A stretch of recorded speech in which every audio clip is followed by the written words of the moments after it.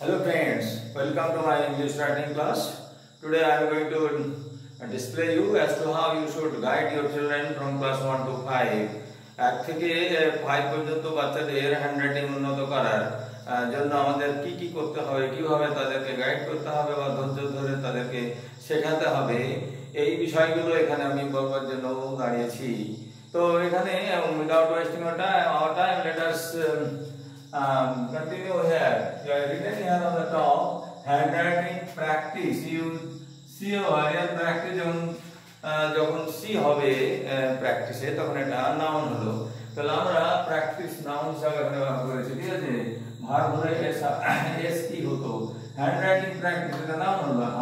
হস্তলিখন অভ্যাস for class 1 to 5। এখানে practice মানে অভ্যাস করা, আর এই অভ্যাস করার অভ্যাস শুধু। আর যদি TRACTIS লেখা হয়, এসি হয়, এটা অভ্যাস করা। এখানে করার শুধু অভ্যাস, হাতের লেখা অভ্যাস কিসের জন্য, for class 1 to 5।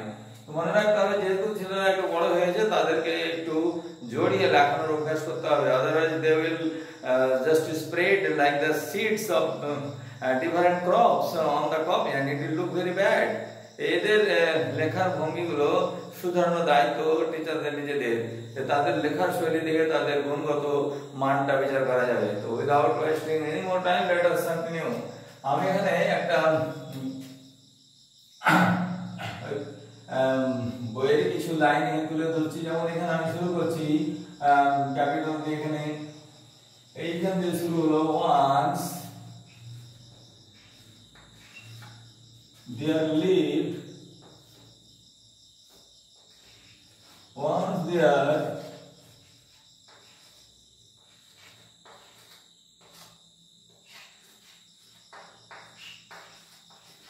lived a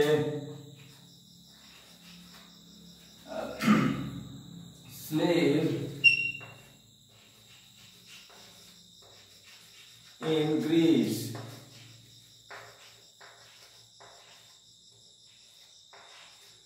এখানে দেখেছি কি, once there lived a slave in Greece। কোন এক সময়ে গ্রিসে একটা স্লেভ বা গোলাম বাস করতো। তো এখানে দেখতে হবে যে আমরা এখানে শুরু করছি টিচ ওয়ে টু বলতে, এর উপর টপ লাইন টাচ করেনি, এই টপ লাইন থেকে নিচে নেমে এসেছে। আর বাকি শব্দগুলো এখানে এই দুটো লাইনের মধ্যে, এই যে লাইন দুটো আছে এই লাইনের মধ্যে দিয়ে এদেরকে শেখাতে হবে। এখানে যেমন এখানে এটা একটু বড় কিন্তু আইটা এর মধ্যে থাকবে এবং ভিটা এভাবে করে তাদেরকে বলতে হবে যেভাবে এখানে লিখ, এভাবে লিখলে তারা এখানে অভ্যাসটা করবে। On the live day slave, slave in, slave মানে গোলাম সবাই জানেই, তো নাহলে বলে দিতে হবে যে এটা মিনিং এটা হলো স্লেভ ইন গ্রিস। গ্রিস একটা দেশের নাম, গ্রিসে একটা স্লেভ বাস করতো কোন এক সময়। তো ওয়ান্সটা এখানে ক্যাপিটাল হলো। হি আর হিজ, এখানে একটা হিজটা লিখলাম, হিজ নেম ওয়াজ অ্যান্ড্রোক্লিস। অ্যান্ড্রোক্লিস যেহেতু একটা নাম হচ্ছে, তো ওইটাকে ওখানে অ্যান্ড্রোক্লিস একটু ছড়িয়ে ছড়িয়ে লিখতে হবে, কারণ ওরা যদি টেনে টেনে লেখা যায় তো ওই ছোট বাচ্চারা এটাকে ভালো করতে পারবে না। এখানে আমি অবস্থায় করতে করেছি না করলে চলবে, এভাবে এখানে দেখাতে হবে হিজ নেম ওয়াজ অ্যান্ড্রোক্লিস, তার নাম ছিল অ্যান্ড্রোক্লিস, ঠিক আছে। তো হি ওয়াজ, এখানে আবার নতুন বাক্য শুরু হচ্ছে, ক্যাপিটাল এখানে শুরু করতে হবে। হি ওয়াজ ট্রিটেড, এখানে স্মল লেটার দিয়ে করতে হবে, কারণ এখানে ও একটা ওয়ার্ডেরই সেন্টেন্সের একটা অংশ। He was treated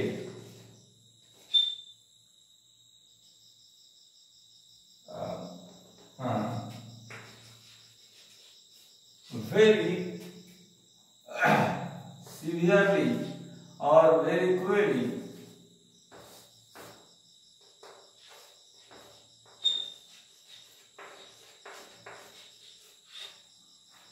তার সঙ্গে ট্রিটমেন্ট করা হতো অনেক নিষ্ঠুরতার সঙ্গে বাই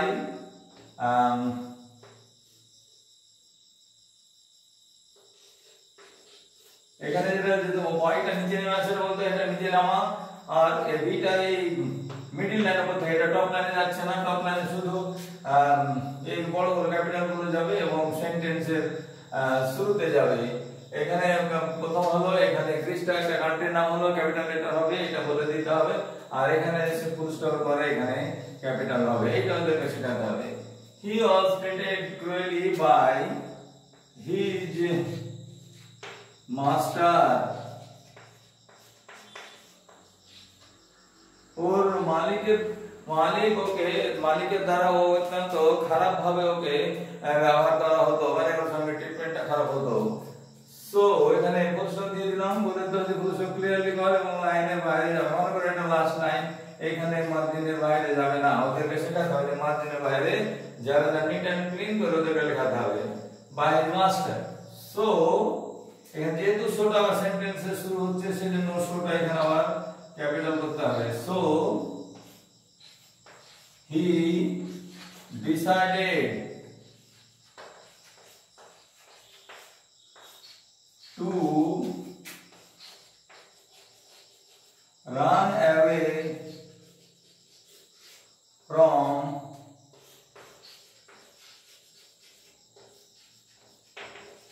his master's house.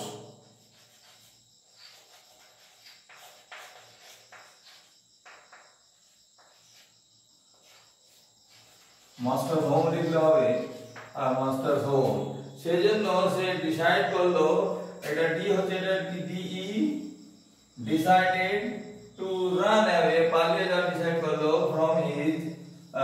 এখানে যেহেতু এটা ফ্রমটা লিখেছে এখানে, এটাকে বটম লাইনের পর্যন্ত পৌঁছে দিলে হবে না, যে একটু কম দিলে হবে। যাই হোক ওয়াইটা এখানে বটম লাইনে একটু নিচে চলে এসে ধ্যান রাখতে হবে নিচে যাতে না আসে, এইটা এখানেই সমাপ্ত হয়ে যাবে। ঠিক আছে, he decided to run away from his master's house. আর মাস্টারের এখানে তো বলতে হবে, দেখো এখানে apostrophe s আছে, ওই যদি থাকে এমনি করে তোমাকেও সেটা লিখতে হবে, কারণ অনুকরণ করতে হবে, এক্স্যাক্টলি কপি করতে হবে। যেমন পরীক্ষাতে যদি লিখে হয় ওখানে apostrophe থাকার ব্যবস্থা থাকে, তো they must follow it, তো ওই apostropheটা ওদেরকে দিতে শেখাতে হবে, যেখানে apostrophe হয়েছে। তো master's home and went into a forest. তো দেখো বন্ধুরা, আমি এখানে সাধারণভাবে বাচ্চাদের জন্য ক্লিয়ার করে লেখার চেষ্টা করছি। তো যদি এইটা তোমাদের দায়িত্বের মধ্যে পড়ে যে তোমরা ওদেরকে ক্লিয়ারলি লেখাবে, তাহলে এটা মনে রাখতে হবে যে প্রথমে এমনি করে বলে যে ক্যাপিটাল লেটার পর ঘুরিয়ে বলতে হবে। আবার এখানে বলতে হবে যে দেখো এখানে ওই এন্ডটা এসে ঘুরিয়ে এখান থেকে উপর থেকে নামবে না, তো সিটা বলতে এখানে গোল করো, এমনি করে দিয়ে করে দেখাতে হবে, ইটা এখানে করে দিলো হয়ে গেল এমনি একটা। যদি বলে এমনি হাত ঘোরা প্রথম তারপর বড় হয়ে তখন এমনি করে করবে। এটা টি হলো, বিটা যখন হচ্ছে তখন এমনি করে হয়ে এখানে ই এর সঙ্গে জুড়ে যাচ্ছে। ঠিক আছে, আর আরটা ওরা এই আরটাকে লিখলে বেশি ভালো পারবে, এই আরটা ওরা লিখতে পারবে না, সেজন্য এটা আমি ছেড়ে দিয়েছি। তো এইটা এখানে সেখানে বড় হয়ে ওই আরটা দেখা যাবে, মানে এই আরটা এটা বড় হয়ে শিখবে। লিভ এটা ক্যাপিটাল বড় হলো, আইটা এখানে হলো এরকম হয়ে, আর এখানে ঘরে ইটা দিয়ে এইখানে ডিটা তুলতে হবে, তাহলে ডিটা এখানে মধ্যে শেষ কর, আর শুধু উপরের অংশটা উপরের দিকে যাবে। লিভড এ স্লেভ, এখানে এস হলো, এটা এখানে টপ লাইন পর্যন্ত গেল না, এখানে এখানে লিখতে হবে। এবং B slave in Greece, Greece একটা দেশের নাম, সেই জন্য এটা ক্যাপিটাল করলাম এটা, আর এই সিটা গোল পুরো ভাবে করতে হবে, আর ইটা এইভাবে গোল করতে হবে। এইভাবে যদি লিখে তো নিশ্চিত হবে, আমার বিশ্বাস যে তাদের আস্তে আস্তে হ্যান্ডরাইটিং উন্নত হয়ে যাবে। তারপরে এখানে লিখেছি হিজ নেম ওয়াজ, এটা এখানে ওয়াজ লিখেছি, যদি বুঝতে মনে করতে না পারছে তো একটু মিটিয়ে দিয়ে আবার বলতে এটা এখানে ওয়াজ লিখে করে লিখ। His name was Androcles, so now through Androcles, এটা সি হচ্ছে, এটা এল, এটা ই হয়ে Androcles। এর বুঝতে দিলাম বলে he was treated very cruelly, ওর মালিকের দ্বারা অত্যন্ত খারাপ ট্রিটমেন্ট করা হতো, মানে নিষ্ঠুরতার সঙ্গে। So he decided to run away from his master's home and went into a forest. এবং সেই জন্য সে ডিসাইড করলো যে মাস্টারের বাড়ি থেকে পালিয়ে যাবে এবং সেই জঙ্গলে চলে গেল। এই একটা ছোট্ট অংশ। তো এমনি করে যারা মানে পাতার পর কথা লিখবে তাদেরকে বলতে হবে যে তোমার এই 4 লাইনের কপি, এখানে 1 2 3 4, তো এখানে হলো টপ লাইন, এটা টপ লাইন হলো, এখানে এটা বটম লাইন বলতে হবে, এটা বটম লাইনে, এটা বটম লাইন হলো, এইটা হচ্ছে বটম লাইন, আর এটা টপ লাইন, এটা আর মিডল লাইন, এগুলো হচ্ছে মিডল লাইন, এটা। তো বলতে হবে সব লেখাগুলো স্মল লেটার যতটা আছে সেটা মিডল লাইনের মধ্যে সমাপ্ত করতে হবে, ওর বাইরে আগে পিছে হবে না, ঠিক আছে? উপরে যাবে না, নিচে থাকবে না, এই দুটো লাইনের মধ্যে লিখতে হবে, এটা মিডল লাইন হচ্ছে। বুঝা গেল? এইটা ওদেরকে বলতে হবে। বাচ্চারা সবকিছু জেনে বুঝে আসে না, they are not born with all their knowledge and expertise, তাদের স্কিল নিয়ে তারা জন্মে না, তাদেরকে স্কিল ডেভেলপমেন্ট করাই হচ্ছে শিক্ষার মূল উদ্দেশ্য। যা একটা যেমন বলা হয় যে ন্যাচারাল ওর্স, ন্যাচারাল ওর মানে প্রাকৃতিক ভাবে যে খনিজ পদার্থগুলো আমরা পাই, the children are like the ores for their parents and teachers.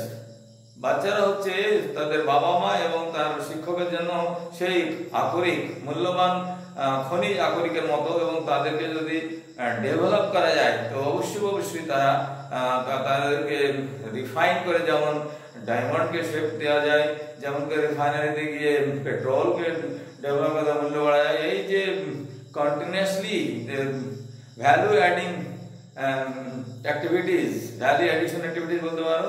যেমন ধরো এই একটা সামান্য পাট গাছগুলো নিয়ে গিয়ে প্রসেস করে কন্টিনিউয়াসলি বাড়াতে একটা পাটের শাড়ি অথবা একটা চাদর, একটা বেডশিট ইত্যাদি বিভিন্ন ধরনের পদার্থ তৈরি করা হচ্ছে। তো এই যে প্রসেসিং, এটার জন্য 1 কেজি পাটের দাম যদি 40 টাকা হয়, তো একটা মাত্র 100 গ্রাম চাদরের দাম 400 টাকা হয়ে যাচ্ছে, বা 200 গ্রাম চাদর 400 টাকা। এই যে ভ্যালু অ্যাডিশন টাস্ক, এইটা ছাত্রদের নিয়ে করতে হবে, তারা কিছু জানে না, those are not having that much knowledge.